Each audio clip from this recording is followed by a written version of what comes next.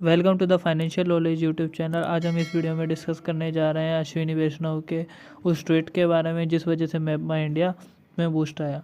और वो tweet mostly आत्मनिर्भर भारत के ऊपर फोकस कर रहा है।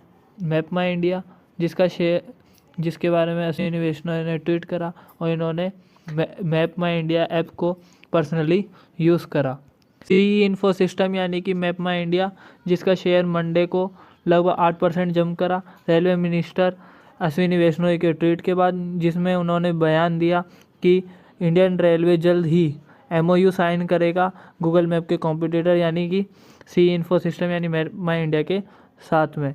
और इन्होंने इसको अपने कार में और इसको अप्रिशिएट करा और इसके फीचर्स लोगों के साथ शेयर करें। इन्होंने कहा सोशल मीडिया पोस्ट पे मिनिस्टर ने कि इसका एक्सपीरियंस बहुत अच्छा था। इन्होंने कुछ हाईलाइट भी करे इसके कुछ एडवांस फीचर्स और मीटिंग भी करी मैपल्स टीम के साथ में। फ़ोटो जो मैंने आपको दिखाई, इन्होंने पॉइंट आउट करा कि ऐप की एबिलिटी के बारे में बताया। इन्होंने बताया कि ये प्रोवाइड करवाता है 3 डायमेंशनल जंक्शन, जैसे कि व्यू बताता है फ्लाईओवर के बारे में, अंडरपास और राउंडआउट्स के बारे में, और रियल टाइम ड्राइविंग अलर्ट भी प्रोवाइड करवाता है और ट्रैफिक कैमरा लोकेशंस भी प्रोवाइड करवाता है।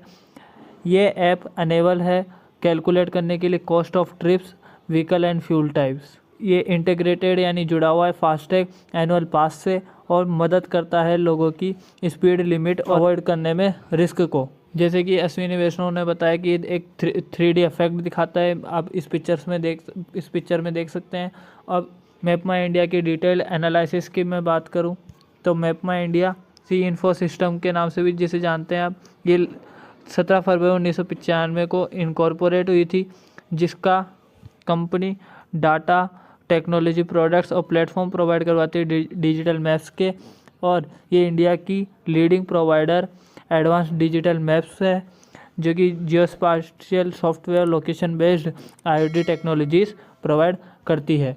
यदि कंपनी के बिजनेस मॉडल की बात करें तो इसमें इन्वॉल्व है कस्टमाइज़ करना प्रोडक्ट्स को क्लाइंट के थ्रू सब्सक्रिप्शन और रॉयल्टी प्रोवाइड करवाना। ये सर्व करती है B2B और B2C कस्टमर। जैसे इसके कस्टमर्स है जैसे कि एप्पल और अमेजोन्स। कंपनी के मैप अपडेटेड होते रहते हैं कंटिन्यूली और रियल टाइम प्लेस अपडेट्स भी प्रोवाइड करवाता है। लोकेशन बेस्ड इवेंट्स है जैसे कि सेफ्टी अलर्ट्स प्रोवाइड करवाता है, रोड की कंडीशन और वहाँ के ट्रैफिक और वेदर वो भी लाइव। कंपनी का लगभग मार्केट शेयर है 95% इन डैश नेविगेशन सेगमेंट। साथ ही में गवर्नमेंट के इनिशिएटिव्स भी हैं जैसे कि स्वदेशी भारत, और गवर्नमेंट भी इसके साथ करार करने जा रही है।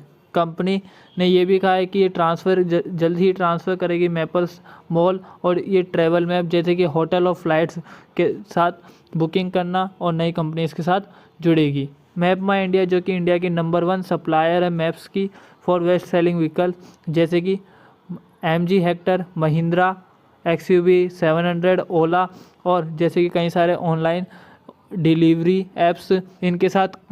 और इसकी सेल्स लगभग 23% CAGR से और प्रॉफिट लगभग 44% CAGR से बढ़ रहा है।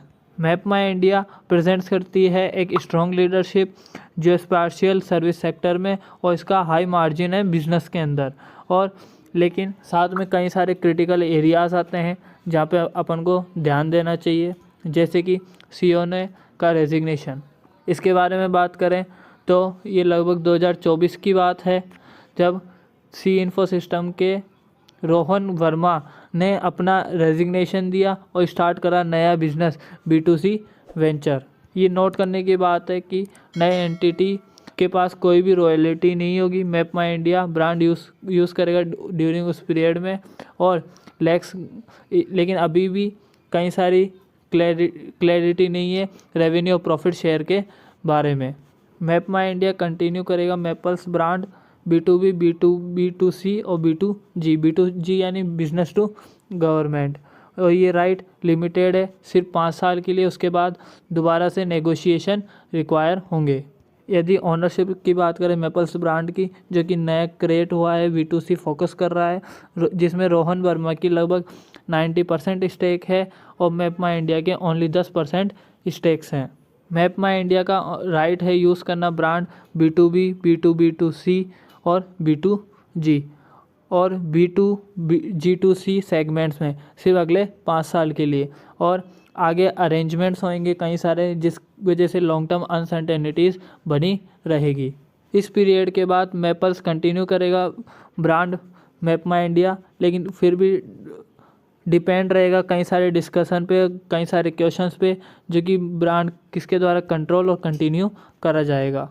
अब यदि कंपनी के फाइनेंशियल रिपोर्ट्स के बारे में बात करा जाए तो कंसोलिडेटेड क्वार्टरली नंबर्स, जिसकी नेट सेल लगभग 143 करोड़ रुपए रही है मार्च 2025 में, जो कि लगभग 34% से बढ़ी है पिछले साल के मुकाबले। अब यदि कंपनी के नेट प्रॉफिट की बात करें तो इसका नेट प्रॉफिट लगभग 48.47 करोड़ रुपये हुआ है, जो कि लगभग 28% बढ़ा है।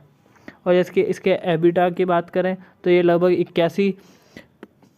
81 करोड़ रुपए रहा है मार्च 2025 में, जो कि लगभग 56% बढ़ा है। और अब यदि इसके अर्निंग पर शेयर की बात करें तो मार्च 2025 में इसका लगभग अर्निंग शेयर 8.93 था। अब यदि कंपनी के कैश फ्लो स्टेटमेंट की बात करें और ऑपरेटिंग एक्टिविटीज़ की बात करें तो ईयर ऑन ईयर बेसिस पे लगभग इसका 50% इम्प्रूवमेंट हुआ है।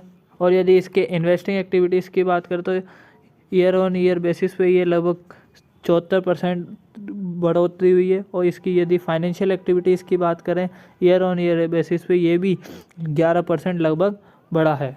नेट कैश फ्लो की बात करें तो लगभग नेट कैश फ्लो 26 मिलियन से 61 मिलियन तक पहुंचा है, जो कि लगभग डबल है। यदि कंपनी के करंट वैल्यूएशन की बात करें तो इसका अभी प्रेजेंट में अर्निंग पर शेयर लगभग 27 रुपये, जो कि पिछले साल 25 रुपये था।